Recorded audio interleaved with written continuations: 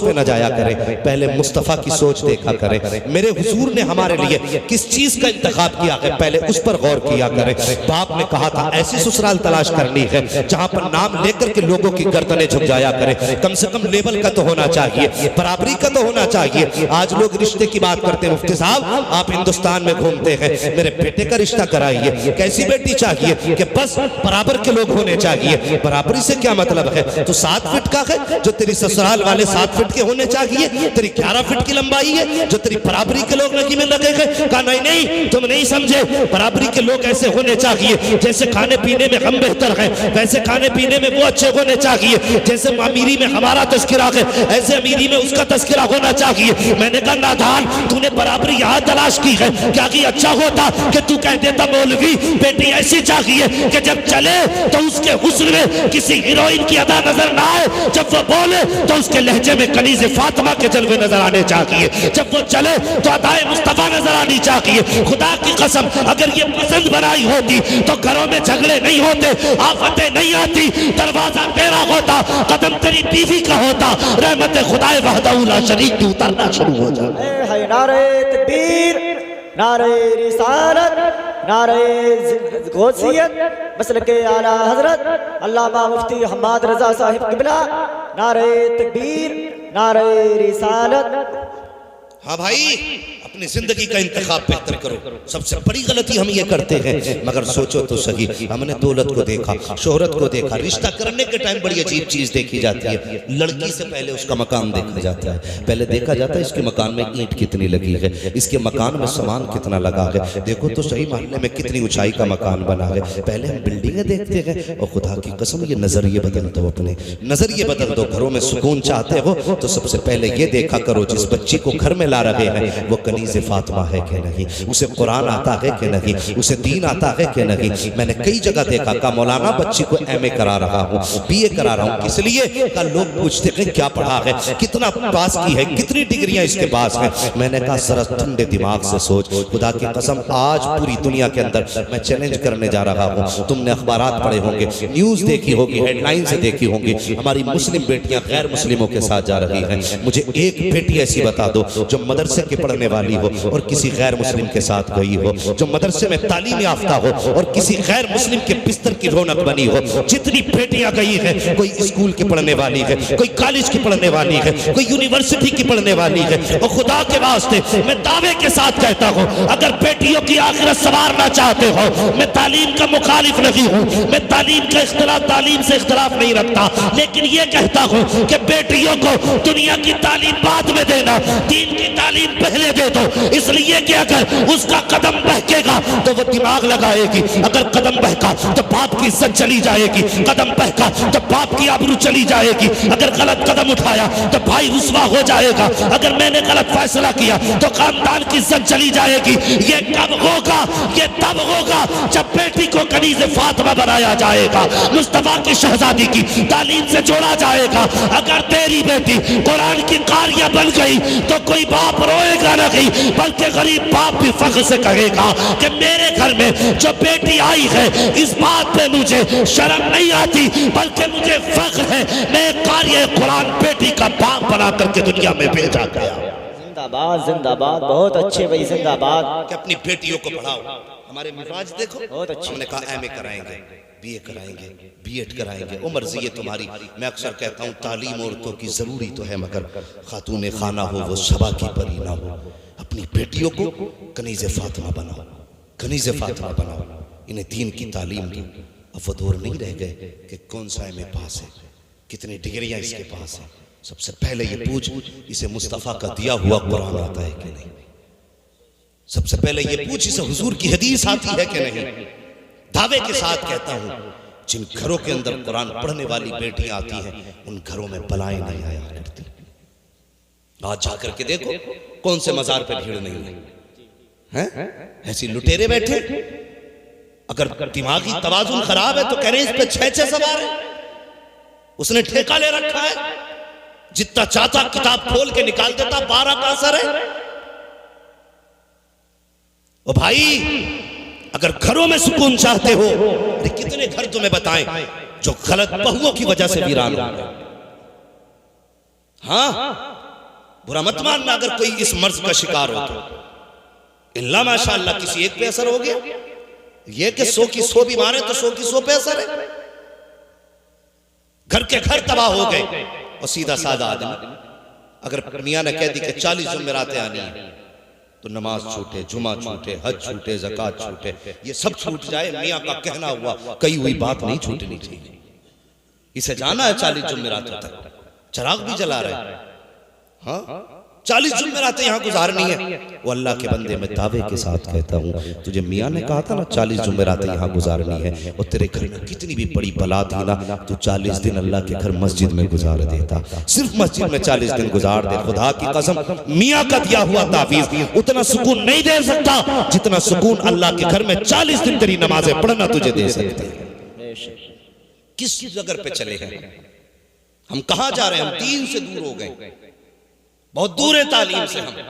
अजी चलो तुम ही बना लेना मुल्ला। और कुछ तो ये कह देते कि साहब इन्हें क्या करेंगे पढ़ा के, बेटी तो पराया धन है। बेटी पराया धन? मुझे एक बात बताइए, जब ये तुम्हारे घर में पैदा हुई तुमने कहा पराया धन है, जब ससुराल गई तो उन्होंने कहा ये पराये घर की है। मुझे ये फैसला करके बताओ इस बेटी का अपना घर कौन सा है? ये भी तो दुनिया में इंसान बन के आई है, इसका भी तो अपना हक था। बाप ने कहा पराया धन, ससुराल वालों ने कहा पराये घर से आई है। 18 साल तक ये सुनती रही इसे पराये घर जाना है, और बाकी की जिंदगी के साल इसने ये सुन के गुजार दिए कि ये पराये घर से आई है। मुझे फैसला करके बता इसका अपना घर कौन सा है? बताया जाए क्या इस बेटी को कोई घर दिया कि नहीं? हमने ये सोच करके बेटियों को नहीं पढ़ाया, क्या करेंगे पैसा खर्च करके, ये हमारे किस काम आएंगे, ये सोच करके बेटियों को तालीम नहीं दी। और तुमने 10-10 लाख बेटों की तालीम पे लगाए, क्या सोच करके कि ये बुढ़ापे का सहारा बनेगा, बुढ़ापे में हमारे काम आएगा, इसलिए 10 लाख लगाए हैं। इसलिए तुमने 10 लाख उसको डिग्री कराने में लगाए, बेटी को 1 लाख रुपए लगा करके पढ़ा ना सके, ये सोच करके ये पढ़ेगी तो पराए घर चली जाएगी, हमारे किस काम की है। अगर तेरी समझ में ये बात नहीं आई हो तो सुन, आज मैं बताना चाहता हूँ, अगर बेटा तेरा बुढ़ापे का सहारा होता है तो सुन, बेटियां आखिरत का सहारा हुआ करती है। मेरे हुजूर ने फरमाया तेरी बेटियां तेरे और जहन्नम के दरमियान एक दीवार बन जाएगी। अगर तू जहन्नम में जाएगा तो बेटियां हाथ पकड़ के तुझे जन्नत के दरवाजे तक लेके चली जाएगी। वाह जिंदाबाद, नारे तकबीर, नारे रिसालत, नारे गौसियत, मसलके आला हजरत, फैजाने आला हजरत अल्लामा मुफ्ती हम्माद रजा साहिब किबला, नारे तकबीर, नारे रिसालत। बहुत अच्छे, हमने जिंदाबाद। इतना जुल्म किया बेटियों के साथ, आज रो रही हैं बेटियां, रो रही हैं आज बेटियां। बाप भी जाहिल था, माँ भी जाहिल थी, इल्म की कदर दोनों ने नहीं जानी। अगर तुम चाहते हो ना आने वाली नस्लें बेहतर हो तो खुदा की कसम उन बच्चों को गोदें अच्छी दे दो। अगर गोदें अच्छी होंगी तो नस्लें भी अच्छी होंगी।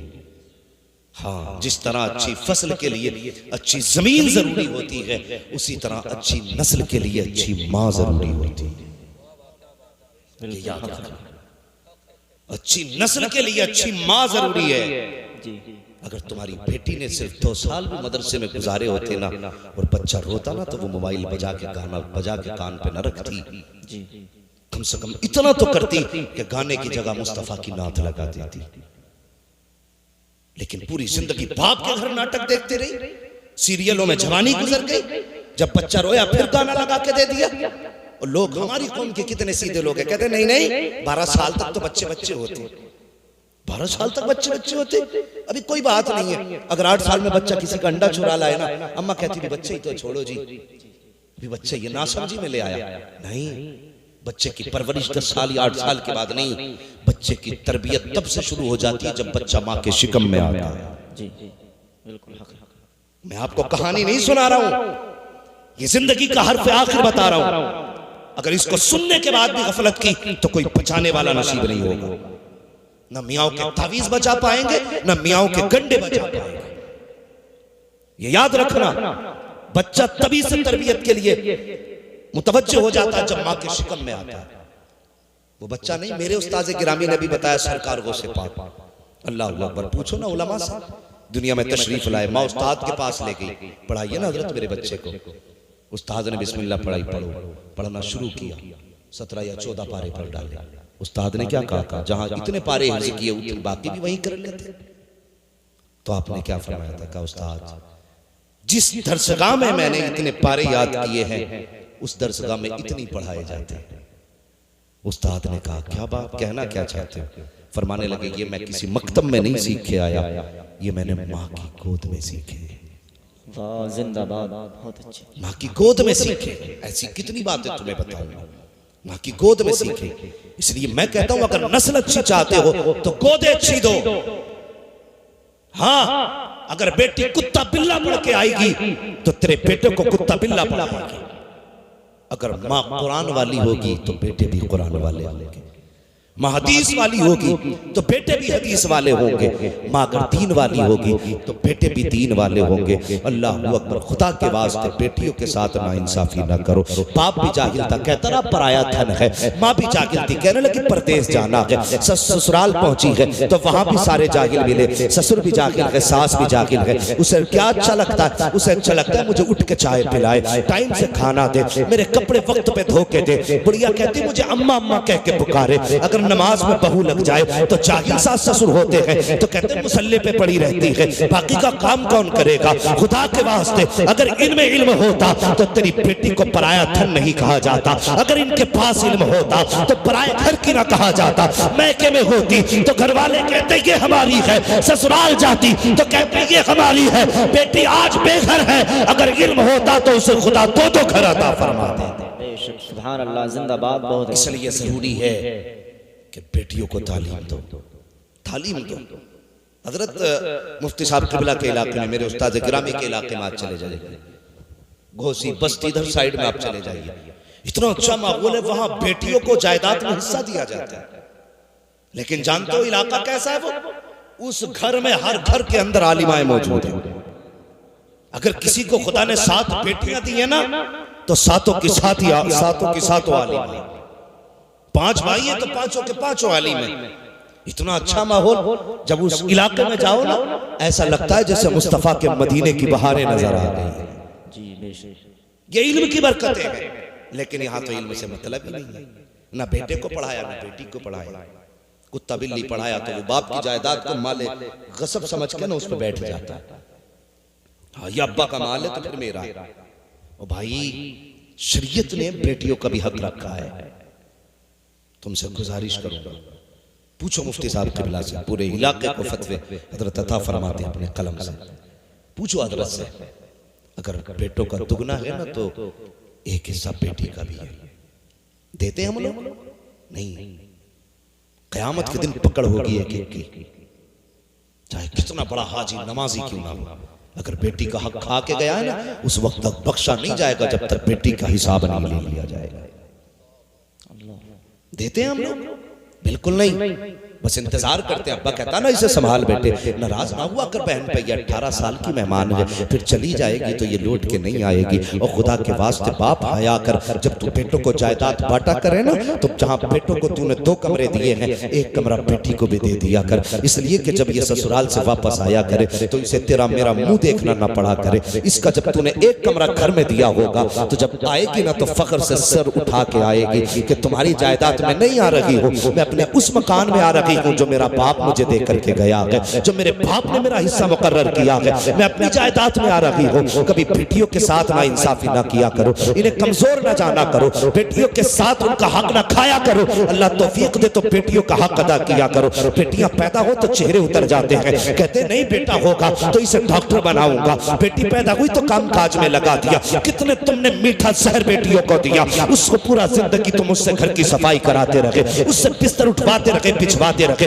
तुम्हारे कपड़े धुलती रही। कभी उसकी जिंदगी और मुस्तकबिल के बारे में नहीं सोचा। तुमने बेटियों के साथ कितनी बड़ी नाइंसाफी की है। तुम्हारे चेहरे उतर जाते हैं बेटियों की पैदाइश में। और मुस्कुरा दिया करो। अगर बेटे पैदा होते हैं तो खुदा की कसम वो बुढ़ापे की लाठी बन करके आते हैं। जब बेटियां आती हैं तो रिस्क का सहारा बन के आती है, जन्नत का टिकट बन के आती है, आखिरत का परवाना बन के आती है। बेटियों को देख करके चेहरे न बिगाड़ा करो। बेटी कितनी बड़ी नेमत होती है, कभी तुमने सोचा ही नहीं है। अल्लाह अकबर। जब मेरे हुजूर के आंगन में सैयदा तैयबा ताहिरा आबिदा साहिदा हजरत फातिमा ज़हरा तशरीफ लाई है, आपकी चच्ची मेरे हुजूर की चच्ची दौड़ करके आई, कहती या रसूल अल्लाह मेरी ख्वाहिश थी कि इस बार बेटा होता, मैं आपको बेटे की खुशखबरी देती, हुजूर आप मुझे इनाम से नवाजते। कहा क्या हुआ? कहा लेकिन क्या करूं, खुदा ने आपको छोटी बेटी अता फरमाई है।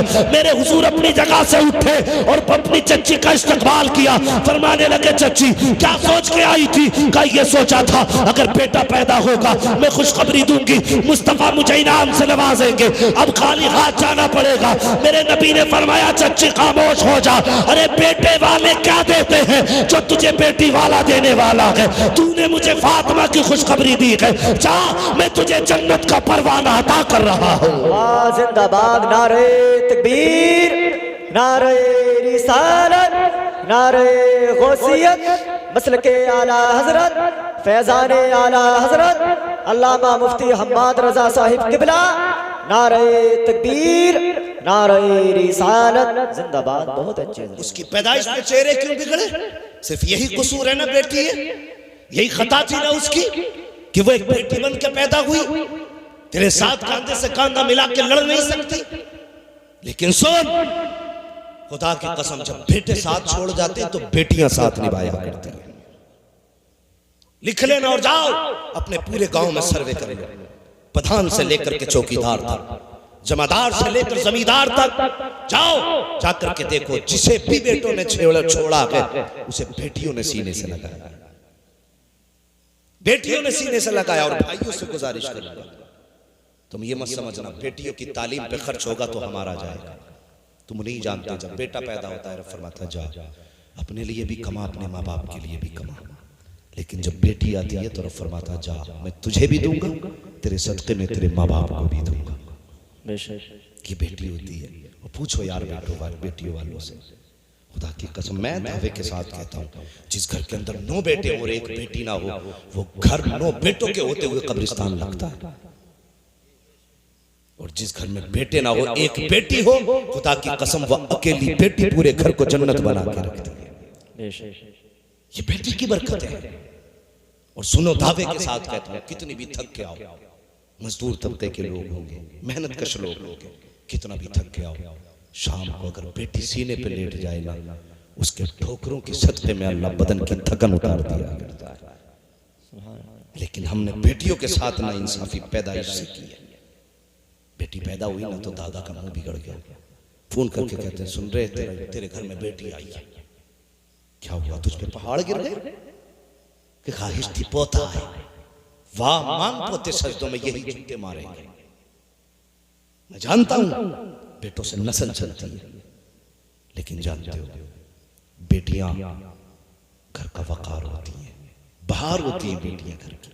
ससुर जो दादा है ना उसके कलेजा फट गया, आज बेटी पैदा हुई है बेटे के घर में, मर गया तो कि नहीं मेरा बेटा पहले से गरीब था फिर बेटी आ गई, अब जिंदगी में कहां से कमाएगा? नादान सुन, अगर गरीब था और बेटी आ गई है ना तो समझ ले अल्लाह ने तेरे घर में रिस्क के दरवाजे खोल डाले।